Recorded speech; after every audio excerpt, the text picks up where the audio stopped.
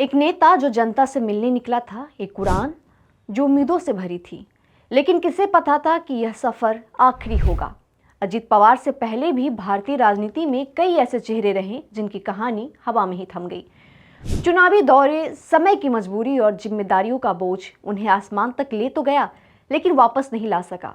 आज की इस रिपोर्ट में हम बात करेंगे उन नेताओं की जिनके लिए हवाई यात्रा अंतिम सफर साबित हुआ। सबसे पहले बात विजय रूपानी की। 12 जून 2025 गुजरात के पूर्व मुख्यमंत्री और बीजेपी के वरिष्ठ नेता विजय रूपानी अहमदाबाद से लंदन के लिए रवाना हुए थे। एयर इंडिया का यह विमान जैसे ही उड़ान भरता है, कुछ ही पलों में हादसे का शिकार हो जाता है।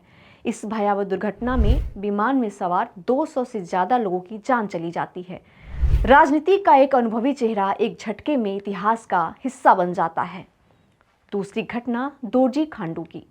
साल 2011 अरुणाचल प्रदेश के तत्कालीन मुख्यमंत्री दोरजी खांडू तवांग से राजधानी ईटानगर की ओर जा रहे थे, लेकिन अचानक उनका विमान रडार से गायब हो जाता है। कई दिनों की तलाश के बाद पहाड़ियों के बीच मलबा मिलता है और साथ ही मिलती है एक दुखद खबर, मुख्यमंत्री अब इस दुनिया में नहीं रहे। दोरजी खांडू, जिन्होंने 2007 से 2011 तक राज्य का नेतृत्व किया, एक रहस्यमयी उड़ान के लिए गए और इतिहास बन गए। तीसरा जिक्र मैं करना चाहूंगी वाईएस राजशेखर रेड्डी की। 2 सितंबर 2009 आंध्र प्रदेश के लोकप्रिय मुख्यमंत्री वाईएस राजशेखर रेड्डी अपने नियमित दौरे पर निकले थे। उनका बेल 430 हेलीकॉप्टर नल्लामाला के घने जंगलों के ऊपर उड़ रहा था।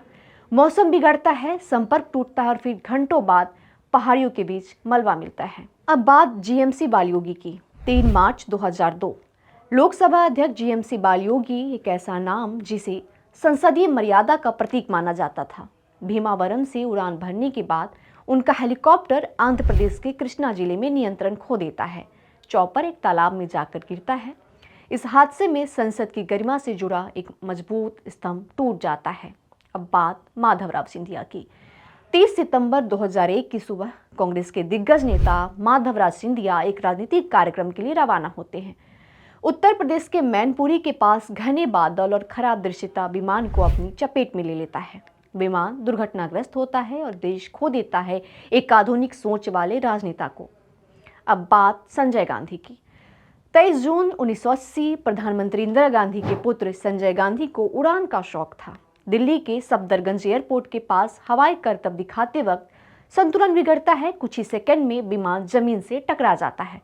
इस हादसे ने न सिर्फ एक जिंदगी छीनी, बल्कि सत्ता के गलियारों में गहरा सन्नाटा भर दिया। अब बात करेंगे बलवंत राय मेहता की। 1960 के दशक में गुजरात के पूर्व मुख्यमंत्री बलवंत राय मेहता कच्छ के रण में हालात का जायजा लेने निकले थे। भारत पाकिस्तान युद्ध का दौर था। उनके विमान को पाकिस्तान की ओर से निशाना बनाया गया। हादसे में बलवंत राय मेहता, उनकी पत्नी, सहयोगी, पत्रकार और क्रू मेंबर सभी की मौत हो गई।